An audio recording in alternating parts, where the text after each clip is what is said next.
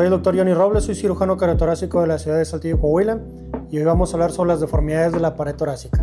Dentro de las malformaciones torácicas tenemos dos enfermedades que son las más comunes, el pectus excavatum y el pectus carinatum. De estas, el pectus excavatum va a ser la más común, hasta en el 75% de todas las malformaciones, mientras que en segundo lugar está el pectus carinatum. La incidencia de estas dos enfermedades va a variar. El pectus excavatum va de un paciente con esta malformación por cada 300 a 1000 nacidos vivos, mientras que en el carinatum es un paciente por cada 1500 nacidos.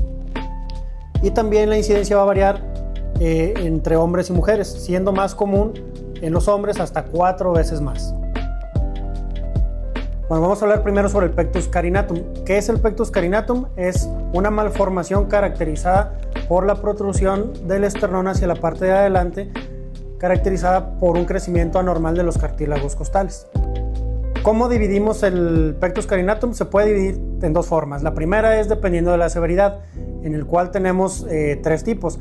El condrogladiolar, que es el más común, es el 90% de todos los casos, en el cual básicamente son los 2/3 inferiores del esternón los que están protruidos, y el otro es el condromanubrial, que es el 5% del resto de los casos. Este es normalmente la parte superior, el tercio superior del esternón, la que está protruida, y el restante 5% son, digamos que, malformaciones mixtas. La otra clasificación dependerá de la línea intermamaria. Esa es más sencilla porque nosotros, de acuerdo a la línea intermamaria, la podemos dividir en superior, medio o inferior. ¿Cuáles son los signos o síntomas que presentan los pacientes con pectus carinatum? Pues prácticamente pueden estar asintomáticos. ¿Por qué? Porque no hay una restricción en la pared torácica, no hay un órgano que esté comprimido, como los pulmones o el corazón, realmente están trabajando de forma libre. Hay algunos síntomas que nos puede referir el paciente, como dolor en la parte anterior del tórax o dolor en la espalda, y en algunas ocasiones también te pueden referir la sensación de falta de aire. Sin embargo, casi todos cursan asintomáticos y normalmente los que se dan cuenta son los papás. Algo que a lo mejor no se considera como un signo o síntoma estrictamente, pero que sí tienen estos pacientes, es cierta inhibición. Son pacientes retraídos que no quieren participar en actividades físicas como la natación por vergüenza o por miedo al bullying. Pero prácticamente la mayoría de los casos o de los pacientes con pectus carinatum son asintomáticos. Para iniciar el protocolo de estudio de estos pacientes, la radiografía de tórax simple o posterior anterior y lateral no son de mucha utilidad. Realmente el estudio de elección es la tomografía simple de tórax, porque esta nos va a permitir hacer una reconstrucción de todo el tórax, tanto del esternón como las costillas y los cartílagos, en la cual nosotros podemos ir observando y planeando también el procedimiento quirúrgico que se le puede ofrecer a este paciente. Porque como hace ratito que les explicaba los grados o los tipos de pectus carinatum, este estudio de imagen me sirve para planear la cantidad de cartílagos costales que se tienen que resecar durante la cirugía. ¿Cuál es el tratamiento para el pectus carinatum? Hay descritos múltiples tratamientos. El que yo recomiendo y el que yo realizo se llama procedimiento de Ravitch. Precisamente en el año de 1949 fue cuando el Dr. Ravitch describió por primera vez este procedimiento. Conforme ha avanzado la tecnología, se ha ido modificando. Entonces realmente el nombre de la técnica que utilizamos actualmente se llama procedimiento de Ravitch modificado, en el cual realizamos una incisión pequeña de unos 7 centímetros en la parte anterior del tórax, y por esa incisión nosotros quitamos los cartílagos que se requieran. Por lo general son los últimos 4 cartílagos de cada lado, y unimos, ya sea con sutura o con material de osteosíntesis, la costilla restante con el esternón. Y normalmente lo que utilizamos, o por lo menos lo que yo utilizo, es material de titanio. Son placas o barras de 8 orificios, las cuales yo moldeo de acuerdo a la anatomía del paciente y las fijo con tornillos autoperforantes bloqueados, también de titanio, para que el paciente pueda realizarse cualquier otro estudio en el futuro sin ninguna complicación. Ahora, hay otros procedimientos que están descritos para este tipo de deformidad, pero no hay tanta evidencia científica de que sirvan. Uno de ellos pues, es utilizar fajas o corsets que lo que producen es cierta compresión. Este tipo de fajas o este tipo de prótesis dependen mucho de que el paciente tenga un buen apego al tratamiento. Y son tratamientos que duran meses, más de 6 meses, inclusive años, y tienen ciertas complicaciones. En sí, lo que la literatura nos ha mostrado que tiene un peso realmente o evidencia científica es el procedimiento de Ravitch. ¿Qué es el pectus excavatum?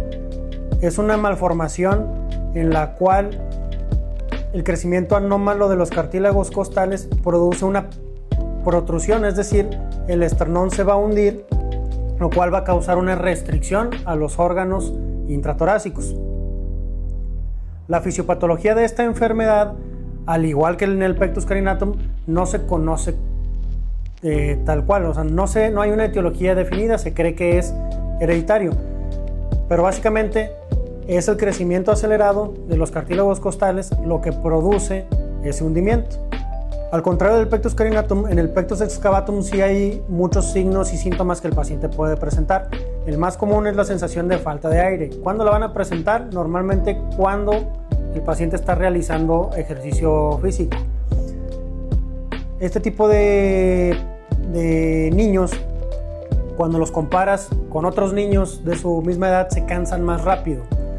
Además, también son más propensos a infecciones respiratorias. Son pacientes que pueden presentar taquicardias, palpitaciones, inclusive dolor en la pared anterior del tórax, y ya síntomas más severos pueden ir inclusive hasta mareos y pérdida de la conciencia. Esto le llamamos nosotros síncope, normalmente por afecciones restrictivas en el corazón.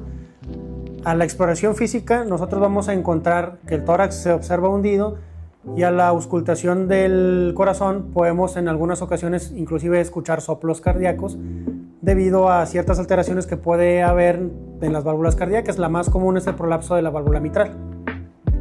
El síncope o el mareo puede darse por una restricción en las cavidades derechas del corazón o por obstrucción a la vena cava inferior. ¿Cuáles son los estudios que le pedimos a un paciente que presenta pectus excavatum? El principal va a ser la tomografía de tórax. ¿Por qué? Porque en la tomografía vamos a poder realizar ciertas mediciones. ¿Cuáles mediciones realizamos? Es el diámetro transversal y el diámetro anteroposterior, pero este diámetro anteroposterior lo debemos nosotros de medir en el sitio de máximo hundimiento. ¿Por qué? Porque esto nos va a permitir a nosotros realizar una medida que se llama índice de Haller. Este índice a nosotros nos sirve para nosotros tener un respaldo o una indicación como tal quirúrgica. El número clave es el 3.25. Si nuestro paciente tiene un índice de Haller mayor a 3.25, nos habla de que la restricción es mucho más severa. Entonces ese paciente tiene que ir a realizarse un procedimiento quirúrgico correctivo, que ahorita vamos a hablar de qué tipo de cirugías realizamos. Pero el protocolo quirúrgico completo o el estudio completo de nuestro paciente con pectus excavatum debe incluir pruebas de función respiratoria. ¿Por qué? Porque no solamente el corazón está restringido, también los pulmones. Por eso los síntomas de cansarse muy rápido al hacer ejercicio. Entonces son pruebas de función respiratoria o una espirometría como tal y un ecocardiograma. ¿Por qué? Dentro de los síntomas mencionábamos que puede haber soplos. Entonces con el ecocardiograma vamos a valorar qué tan restringidas están las cavidades derechas del corazón y la protrusión de la válvula mitral. Entonces tenemos que son tomografía, una espirometría y un ecocardiograma transtorácico. Entonces, ¿cuál es el tratamiento para el pectus excavatum?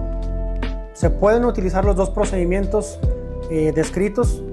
El procedimiento de Ravitch, que fue el que platicamos anteriormente, pero también se puede utilizar un procedimiento de mínima invasión que se llama procedimiento de Nuss. El procedimiento de Nuss es un procedimiento que se describió más o menos en el año de 1997, en el cual el doctor Nuss, mediante dos pequeñas incisiones y una videocámara, una toracoscopía, coloca una barra en forma de U invertida, la cual se moldea previamente para después, una vez que la introduces entre el corazón y el esternón y la sacas de lado a lado, se gira. Y esa barra, ya sea de acero o de titanio, eleva o corrige la deformidad. Este tipo de procedimiento vino a revolucionar el tratamiento de pectus excavatum, porque anteriormente únicamente contábamos con el procedimiento de Ravitch o con procedimientos muy antiguos descritos en el cual se producía o realizabas una elevación del tórax mediante pues material que ya no se utiliza, y los pacientes tenían que estar hospitalizados por semanas o meses. Entonces lo más nuevo es lo menos invasivo, y lo menos invasivo es el procedimiento de NUS. Bueno, este es el equipo de Pectus Technology de la empresa Biomed. Nos hicieron favor de prestarnos parte del equipo para mostrarles pues el instrumental que utilizamos en este tipo de procedimientos. Como pueden ver, consta de múltiples barras de NUS, desde 7 pulgadas hasta 17 pulgadas. Este es un flipper. Aquí deben de venir unos estabilizadores, pero no nos los mandaron. Y en esta otra parte del equipo son estas barras que utilizamos para moldear cómo va a quedar nuestra barra. Estos son sables introductores, que normalmente a mí me gusta utilizar el sable más delgado. Y este es el bender, que es para moldear también la barra de forma un poquito más manual. Pero bueno, ¿cuáles son los pasos que utilizamos para realizar este procedimiento? Normalmente marcamos con un marcador permanente quirúrgico la horquilla external, el apéndice sifoides, el punto de máximo hundimiento de nuestro pectus excavatum, y en las partes laterales marcamos los puntos de máxima elevación. Una vez que escogemos a qué nivel va a ir nuestra barra, utilizamos uno de estos moldes para darle la forma que nuestra barra va a llevar. Entonces, si esta es la forma que queremos darle a nuestra barra, escogemos ahora sí la longitud, nos vamos al torno, y en este torno ya podemos nosotros darle la forma final que va a tener nuestra barra. Entonces, suponiendo que esta es la forma definitiva, mediante el sable y siempre con bajo visión directa mediante el toracoscopio, introducimos por esta herida el sable hasta el otro lado, y mediante este orificio vamos, mediante una cinta umbilical o alguna sutura gruesa, a amarrar nuestra barra de NUS para traccionar el sable e introducir nuestra barra, la cual va a quedar de forma invertida. Entonces, mediante el flipper, deben de venir 2 flippers, uno para cada lado. Ya con el flipper, tanto el cirujano titular como el ayudante lo gira, no importa realmente en qué sentido, puede ser a cualquiera de los dos. El objetivo es que esta barra quede ya en su posición final, ¿sí? Y ya por último, no les puedo, aquí vamos a poner una imagen de los estabilizadores. Ya por último, lo que hacemos es dejar un estabilizador, puede ser uno solo o puede ser uno de cada lado, ya dependerá de la rigidez del tórax de nuestro paciente. Y pues básicamente ese es el procedimiento de NUS. ¿Qué cosas hago yo para mejorar la recuperación de nuestros pacientes? Con la toracoscopía podemos también realizar un procedimiento que se llama crioablación, que es para que el paciente tenga menos dolor. Pero ahorita vamos a platicar de cuál es el manejo del dolor de nuestros pacientes. ¿Qué complicaciones puede haber en un procedimiento de NUS?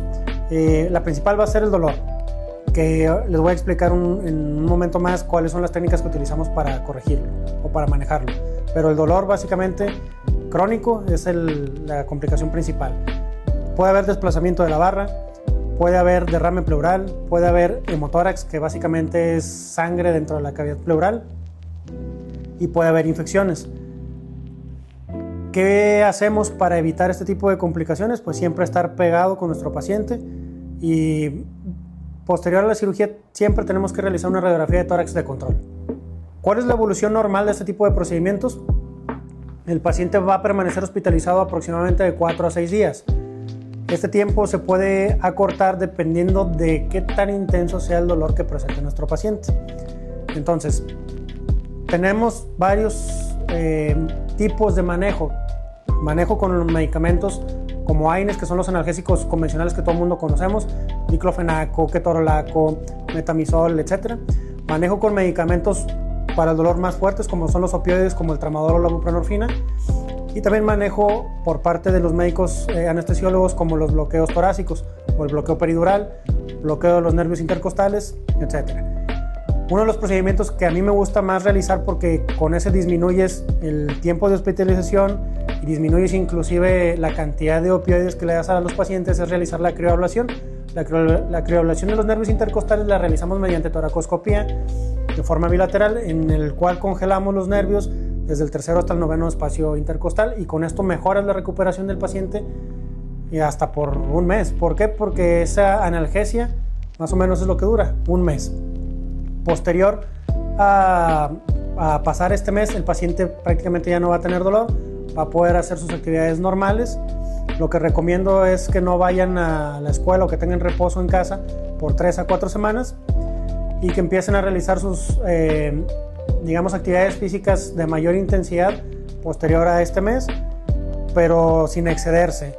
Ya después de los 6 meses pueden realizar ejercicio de forma más extenuante. Sin embargo, el paciente tiene que evitar sí o sí ejercicios o deportes de contacto mínimo por un año. Finalmente, les quiero mencionar que no todos los pacientes van a presentar signos y síntomas físicos. Algunos pacientes pueden estar asintomáticos para presentar ciertas afecciones emocionales.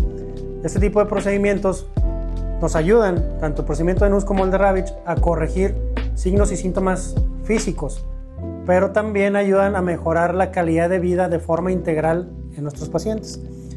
Entonces, recuerda que si tú tienes una malformación de este tipo o tus hijos tienen una malformación de este tipo, pueden contactar a un cirujano cardiotorácico que les ayude a valorar su caso en específico y les ofrezca el mejor tratamiento de acuerdo a la malformación específica que presenten.